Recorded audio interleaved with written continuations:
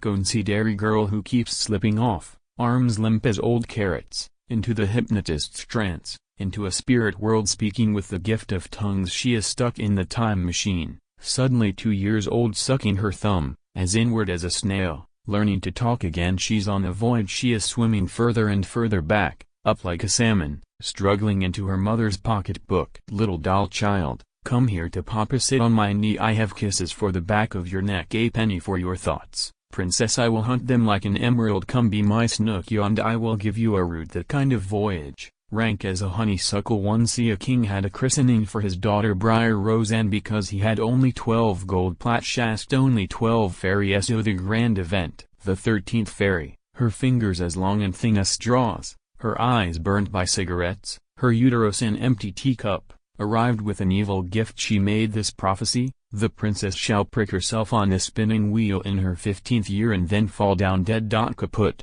The court fell silent. The king looked like monks. Screamed fairies' prophecies, in times like those, held water. However, the 12th fairy had a certain kind of eraser on, thus she mitigated the curse, changing that death into 100-year sleep. The king ordered every spinning wheel exterminated and exorcised. Briar Rose grew to be a goddess, and each night the king bit the hem of her gown to keep her safe. He fastened the moon up with a safety pin to give her perpetual light. He forced every male in the court to scour his tongue with babble lest they poisoned the air she dwelt in. Thus she dwelt in his odor, rank as honeysuckle. On her 15th birthday she pricked her finger on a charred spinning wheel and the clocks stopped. Yes, indeed. She went to sleep. The king and queen went to sleep, the courtiers, the flies on the wall. The fire in the hearth grew still and the roast meat stopped crackling. The trees turned into metal and the dog became china. They all lay in a trance, each a catatonic stuck in a time machine. Even the frogs were zombies. Only a bunch of briar roses grew, forming a great wall of tacks around the castle. Many princesses tried to get through the brambles, for they had heard much of Briar Rose, but they had not scoured their tongues, so they were held by the thorns and thus were crucified in duty. May 100 years passed and the prince got through. The briars parted as if for Moses, and the prince found the tableau intact. He kissed Briar Rose and she woke up crying, "Daddy! Daddy!" Presto! She's out of prison.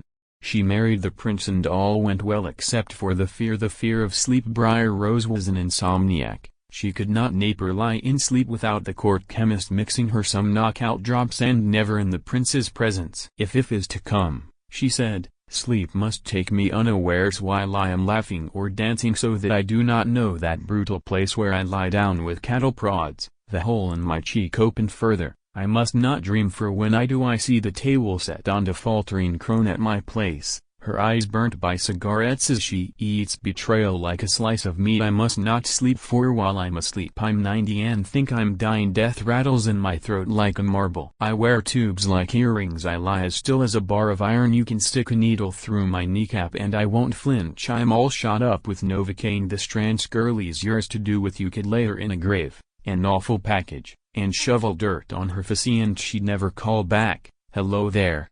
But if you kissed her on the mouth her eyes would spring open and she'd call out, "Daddy! Daddy!" Presto! She's out of prison. There was a theft, that much I am told. I was abandoned, that much I know. I was forced backward, I was forced forward, I was passed hand to hand like a bowl of fruit. Each night I am nailed into place and forget who I am. Daddy? That's another kind of prison. It's not the prince at all, but my father drunkenly bends over my bed, circling the abyss like a shark, my father thick upon me like some sleeping jellyfish. What voyage is this, little girl? This coming out of prison? God help this life after death?